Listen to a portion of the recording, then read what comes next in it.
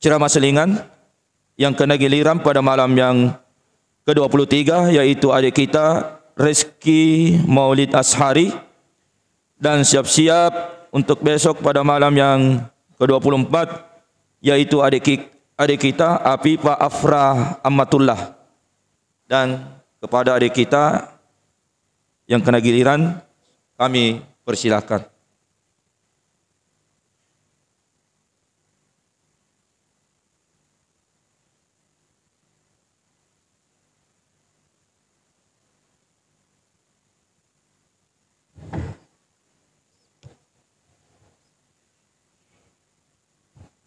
Assalamualaikum warahmatullahi wabarakatuh.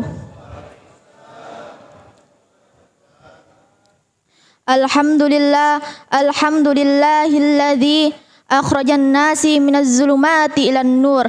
Wassalatu wassalamu ala asyrafil anbiya'i wal mursalin, ala sayyidinal mursalin Sayyidina wa maulana Muhammadin wa ala alihi wa sahbihi ajma'in, amma ba'du. Marilah kita panjatkan puji syukur kepada Allah Subhanahu wa ta'ala, Rabbi semesta alam, pencipta langit dan bumi, yang tak hentinya memberikan kita nikmat sehingga kita bisa berkumpul di tempat yang penuh berkah ini dalam keadaan sehat walafiat. Salawat serta salam tak lupa pula kita curahkan kepada baginda besar kita, Nabi Allah Nabi Muhammad sallallahu alaihi wasallam. Insyaallah pada kesempatan yang berbahagia ini saya akan menyampaikan sebuah ceramah yang berjudul Indahnya Sabar. Sabar menurut bahasa adalah menahan diri, sedangkan sabar menurut istilah adalah menahan diri dan seluruh anggota tubuh dari perbuatan dosa, serta tidak mudah menyerah dalam menghadapi setiap ujian yang diberikan oleh Allah Subhanahu wa ta'ala. Betapa indahnya sebuah kesabaran karena dapat membuahkan kebahagiaan, memberikan hidayah bagi hati dan menjadi penopang keimanan dan ketakwaan. Selain itu, dengan sifat sabar yang dimiliki oleh diri, kita akan selalu merasa dekat dan bersama Allah Subhanahu wa ta'ala. Sebagaimana Allah Subhanahu wa ta'ala berfirman di dalam Quran surah Al-Baqarah ayat 153 yang berbunyi, Bismillahirrahmanirrahim. Ya ayyuhalladzina amanu ista'inu bis-sabri was-shalah innallaha ma'as-sabirin.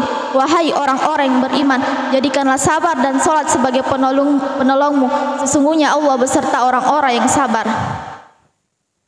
Hadirin dan hadirat yang dimuliakan oleh Allah Subhanahu wa ta'ala, setiap orang akan dihadapkan dengan ujian yang berbeda-beda. Jika Allah Subhanahu wa ta'ala mencintai seseorang, ia akan mengujinya. Dan jika ia bersabar, maka Allah akan menjadikannya orang yang mulia. Dan jika ia rela atas ujian yang diberikan oleh Allah Subhanahu wa ta'ala, maka Allah akan menjadikan orang pilihan yang istimewa. Sungguh mulia kedudukan orang-orang yang mampu bersabar. Maka dari itu, mari kita tanamkan kesabaran dalam 3 hal. Yang pertama, sabar dalam melaksanakan perintahnya Allah Subhanahu wa ta'ala. Yang kedua, sabar dalam meninggalkan maksiat. Yang ketiga, sabar dalam menghadapi cobaan atau ujian yang diberikan. Sebagaimana Allah Subhanahu wa ta'ala berfirman dalam Quran surah Al-Baqarah ayat 155 yang berbunyi, Bismillahirrahmanirrahim. Walanabluwannakum bisyai'im minal khaufi wal ju'i wa naqsin minal amwali wal anfusi was samarat wa basyiris sabirin. Dan akan kami berikan cobaan kepadamu dengan sedikit ketakutan, kelaparan, kekurangan harta jiwa dan buah-buahan, dan berikanlah berita gembira kepada orang-orang yang bersabar. Kita bisa merenungi kisah Nabi Ayub alaihissalam. Allah berikan cobaan dengan penyakit yang menjijikkan, harta dan keluarga Allah ambil kembali sehingga Nabi Ayub alaihissalam tidak memiliki apa-apa, namun beliau tetap bersabar. Hadirin dan hadirat yang dimuliakan oleh Allah Subhanahu wa ta'ala, betapa indahnya nikmat yang diperoleh oleh orang-orang yang sabar dengan taat terhadap perintah Allah, menjauhi maksiat hingga sabar dalam menghadapi ujian yang diberikan. Rasulullah sallallahu alaihi wasallam dengan sabar melaksanakan perintahnya Allah Subhanahu wa ta'ala, Allah jamin surga baginya dan Allah ampuni segala dosa terdahulu dan akan datang. Nabi Yusuf alaihissalam sabar dalam menjauhi maksiat, Allah berikan kedudukan yang terbaik untuknya. Nabi Ayub alaihissalam sabar dalam menghadapi ujian, Allah kembalikan kesehatan, harta dan keluarga 2 kali lipat dari sebelumnya.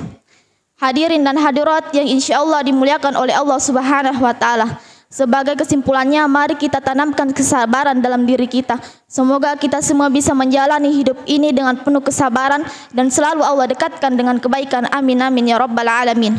Cukup sekian ceramah yang sempat saya bawakan. Lebih dan kurangnya mohon dimaafkan. Saya tutup dengan ucapan hadanallahu ila sabilis salam. Summa assalamu alaikum warahmatullahi wabarakatuh.